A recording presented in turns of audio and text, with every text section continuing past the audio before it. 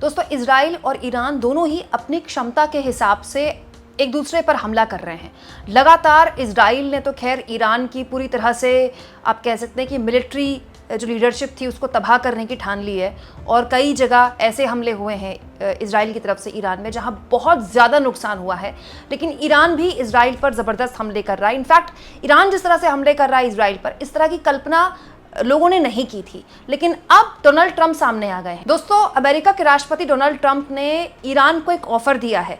दोस्तों, ये ऑफर क्या है, और इस ऑफर के बीच जो खाड़ी के मुल्क हैं, जो मुस्लिम देश हैं, वो इस पूरे हालात को किस तरह से ले रहे हैं, वो किसके साथ हैं, सब कुछ मैं आपको तफसील से इस वीडियो में बताने वाली हूँ। लेकिन सोशल मीडिया में डोनाल्ड ट्रंप ने ये बयान जारी किया है। दोस्तों, ये डोनाल्ड ट्रंप का बयान है जिसमें ट्रंप कह रहे हैं the US has nothing to do with the attack on Iran. मतलब कल रात जो ईरान पर इजराइल ने हमले किए हैं, ट्रंप ये कह रहे हैं कि यूएस का उससे कोई लेना देना नहीं है। If you are attacked in any way, shape और form by Iran, the full strength and might of US army forces will come down on you at levels never seen before. हालांकि US president ये भी कहते हैं कि अगर उन पर किसी भी तरह से हमला हुआ, किसी भी तरह से यूएस को अटैक किया ईरान ने, तो फिर पूरी ताकत के साथ यूएस की आर्म फोर्सेस इस लेवल पर आ जाएंगी कि ईरान ने कल्पना भी नहीं की होगी। मतलब आप सीधे तौर पर आप कह सकते हैं कि ट्रंप ईरान को चेतावनी दे रहे हैं। इसके बाद हालांकि एक डील का ऑफर भी करते हैं ट्रंप, और कहते हैं however we can easily get a deal done. मतलब हम इजीली डील करवा सकते हैं ईरान और इजराइल के बीच, और इस ब्लडी कॉन्फ्लिक्ट को, इस खूनी संघर्ष को हम रोक सकते हैं। ये कहना है ट्रंप का। यानी ट्रंप इन बातों में 3 बातें कह रहे हैं। सबसे पहली बात वो कह रहे हैं कि हमारा कोई लेना देना है नहीं। दूसरी बात वो कह रहे हैं अगर हम पर किसी तरह से ईरान ने अटैक किया तो हम छोड़ेंगे नहीं। तीसरी बात वो कह रहे हैं कि आओ टेबल पर बातचीत के, हम तो बातचीत कराने को तैयार हैं, हम तो बड़ी आसानी से दोनों देशों के बीच कॉन्फ्लिक्ट खत्म करवा देंगे। दोस्तों, हालांकि ट्रंप का ये कहना कि वो इजराइल के साथ नहीं है, ये एक ऐसी बात है जिसको कोई भी यकीन नहीं करेगा। इजराइल इतनी भीषण जिस तरह से अटैक कर रहा है ईरान में, ऐसा कैसे हो सकता है कि ट्रंप को या अमेरिका को जानकारी ना हो। हाँ, लेकिन अमेरिका के राष्ट्रपति खुले तौर पर इसका समर्थन नहीं कर सकते, क्योंकि वो अपने देश में इसी वादे के साथ आए हैं कि वो युद्ध रुकवाएंगे। तो अमेरिका चाहे तो आज वाकई में इजराइल को रोक दे ऐसा करने से। लेकिन क्या अमेरिका ऐसा चाहता है? अमेरिका के क्या हित हैं ईरान के अंदर, हम कई बार बता चुके हैं दोस्तों, इस पर लेकर बहुत चर्चा आपने सुनी होगी। लेकिन आज मैं इस वीडियो में आपको बताऊंगी कि जो खाड़ी के मुल्क हैं इस संघर्ष को किस तरह से देख रहे हैं, और जो पूरी खाड़ी की राजनीति है, जो मिडिल ईस्ट की राजनीति है, वो किस तरह से आने वाले वक्त में बदलने वाली है।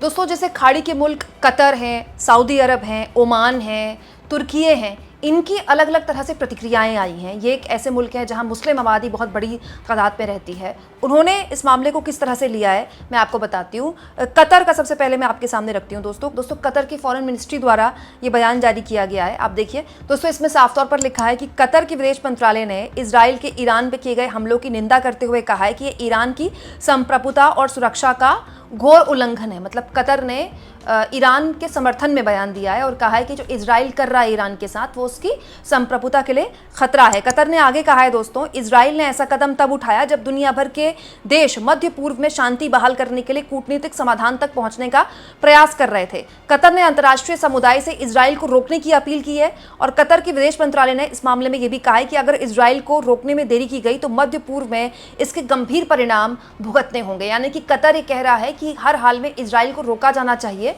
नहीं तो मध्य पूर्व में जो हालात हो जाएंगे वो आउट ऑफ कंट्रोल हो जाएंगे। कतर का कहना है कि दोस्तों कि इससे शांति की संभावनाएं खत्म हो जाएंगी। मतलब अगर ये हालात और बढ़े तो, और अभी जो हालात हैं उसको लेकर भी कतर ये कहता है। कतर ने यह भी कहा है कि इजराइल का ये कदम मध्य पूर्व के साथ वैश्विक सुरक्षा के लिए भी खतरा है। अब आ जाते हैं दोस्तों सऊदी अरब पे। सऊदी अरब का विदेश मंत्रालय भी इस पूरे मामले में बयान जारी कर चुका है। दोस्तों, सऊदी अरब का कहना है कि वो इजराइल के ईरान पर हमलों की निंदा करते हैं, और ये हमला ईरान की संप्रभुता और सुरक्षा को कमजोर करता है, और ये अंतर्राष्ट्रीय कानून का भी उल्लंघन है। दोस्तों, बाकायदा सऊदी अरब के विदेश मंत्रालय ने बहुत ट्वीट्स शेयर किए हैं। देखिए, सऊदी अरब के विदेश मंत्रालय ने ट्वीट शेयर किया है जिसमें वो बताते हैं कि सऊदी अरब के जो क्राउन प्रिंस हैं मोहम्मद बिन सलमान, उनकी ईरान के प्रेसिडेंट से बातचीत हुई है, फ़ोन पर बातचीत हुई है। इसके अलावा जो क्राउन प्रिंस हैं सऊदी अरब के, उनकी दोस्तों इस मामले में तुर्की के प्रेसिडेंट से भी बातचीत हुई है और इसी मामले को लेकर ब्रिटेन के प्रधानमंत्री से भी सऊदी अरब के क्राउन प्रिंस की बातचीत हुई है। यानी आप कह सकते हैं कि सऊदी अरब लगातार बता रहा है कि इस मामले को लेकर वो किस तरह से दुनिया के अलग अलग मुल्कों से बातचीत कर रहा है और एक तरह से इंगेज करने की कोशिश कर रहा है पूरी दुनिया को। दोस्तों, विदेश मंत्रालय की तरफ से बाकायदा औपचारिक बयान जारी किया गया है और जिसमें कहा गया है कि दोनों पक्ष इस बात पर सहमत हैं कि शांति के लिए कूटनीतिक रास्ते अपनाए जाने चाहिए, मतलब जितने भी लोगों से बात हुई है। इसके अलावा ओमान की बात कर लेते हैं दोस्तों। ओमान के विदेश मंत्रालय की तरफ से भी बयान जारी किया गया है और इसमें लिखा गया है कि ओमान इजराइल के हमलों को खतरनाक मानता है और ये अंतर्राष्ट्रीय कानून के सिद्धांतों का घोर उल्लंघन है, ये अस्वीकार्य है और इससे मध्य पूर्व की स्थिरता कमज़ोर होती है। और यहाँ पर भी ओमान की तरफ से भी वही बात बोली गई है कि ये हमले ऐसे वक्त में हुए हैं जब ईरान और अमेरिका के बीच परमाणु वार्ता फिर से शुरू होने के लिए अंतर्राष्ट्रीय प्रयास तेज थे। ये साफ तौर पर कूटनीतिक प्रक्रिया में बाधा डालने और व्यापक संघर्ष को भड़काने के इरादे को दिखाता है। इससे क्षेत्रीय और अंतर्राष्ट्रीय शांति के लिए गंभीर परिणाम होंगे। कुवैत की बात कर लेते हैं दोस्तों। कुवैत जो कि मिडिल ईस्ट का एक बहुत ही इंपॉर्टेंट देश है। कुवैत के विदेश मंत्रालय की तरफ से भी सोशल मीडिया एक्स पर बाकायदा बयान जारी किया गया है और उन्होंने भी कहा है कि ईरान की संप्रभुता पर यह हमला है और इससे क्षेत्र की सुरक्षा और स्थिरता खतरे में आई है। इजराइल का कदम अंतर्राष्ट्रीय कानूनों का घोर उल्लंघन है। यानी आप कह सकते हैं कि कुवैत ने भी इस तरह के ईरान पर हुए हमले का विरोध किया है और हर कोई यही बात बोल रहे हैं कि ये जो लगातार एक्सलेशन हो रहा है और लगातार अटैक बढ़ रहे हैं, इससे जो उस क्षेत्र में शांति है वो भंग हो सकती है और पूरी दुनिया में अंतर्राष्ट्रीय जगत के लिए भी ये चिंता का सबब है। तुर्की की बात कर लेते हैं दोस्तों। तुर्की, जिसको तुर्की भी कहा जाता है, तुर्की के विदेश मंत्रालय की तरफ से भी लिखा गया है, बाकायदा बयान आया है तुर्की के विदेश मंत्रालय की तरफ से। उन्होंने कहा है ये हमला अंतर्राष्ट्रीय कानून का घोर उल्लंघन है और ये उकसावे की कार्रवाई भी है जो इस क्षेत्र में अस्थिरता बढ़ाने की इजराइल की नीति को बढ़ावा देती है। ईरान के परमाणु कार्यक्रम पर वार्ता के दौरान इन हमलों से साफ संकेत मिलता है कि नेतन्याहू सरकार कूटनीतिक माध्यमों से किसी भी मुद्दे को हल करने के लिए तैयार नहीं है।